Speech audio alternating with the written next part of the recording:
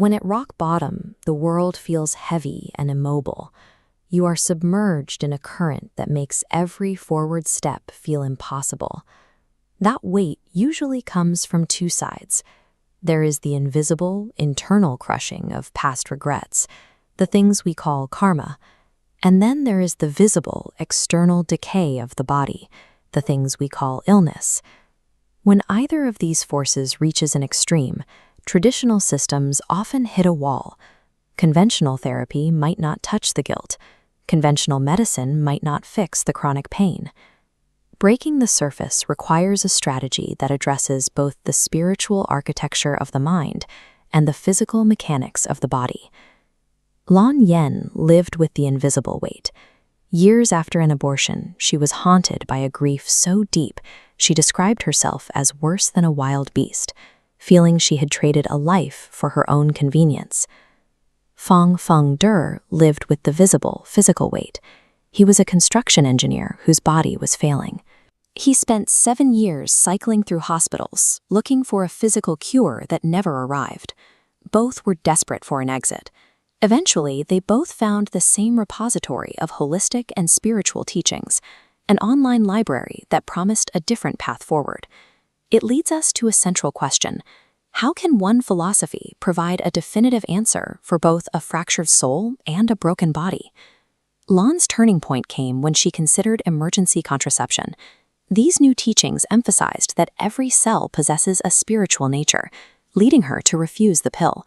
She eventually gave birth to a healthy child. She committed to a rigorous spiritual life.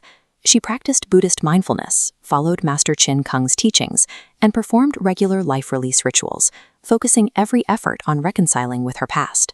Despite this discipline, she still needed a sense of closure regarding her lost child. She turned to a pendulum inquiry to seek that resolution. She asked if the soul suffered in lower realms. The pendulum swung horizontally, rejecting this. When asked if it reincarnated as her current child, it spun in a perfect circle. Finally, she asked if her practice resolved the past resentment. The pendulum affirmed. This inquiry provided Lan with the specific evidence she needed to find peace. For her, the transition from guilt to resolution was complete. Fang's journey to healing looked very different. As an engineer, he didn't look for signs from a pendulum, he looked for a system he could master. He studied these holistic texts day and night, treating the information like a blueprint. He practiced Qigong and immersed himself in traditional medical theory. This diagram shows the core of his practice, Xian Chun. It is a method of facial reflexology that maps internal organs to specific zones on the face, allowing for targeted treatment. The results were tangible. Fang didn't just cure his own chronic ailments. He began successfully treating his parents, his wife, and his children. He eventually walked away from construction engineering. He earned his medical credentials, completed his residency, and is now opening his own clinic. For Fang, the teachings were a practical guide for rebuilding a physical body and new career. Today, Lan raises a healthy child and lives with a clear conscience, encouraging other mothers to find the path she eventually took. Fang transitioned from building structures to healing people, working within a discipline he spent years mastering. These are two parallel lives built on the same foundation, one finding health for the body, the other finding peace for the mind.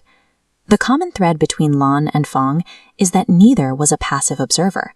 True healing was an active, demanding discipline. Whether the tool is a pendulum or a medical textbook, the prerequisite is the same, a relentless personal effort to change one's circumstances. By applying this level of rigor to both the spiritual and the physical, Lan and Fang moved past their years of suffering and built a new reality for themselves and their families.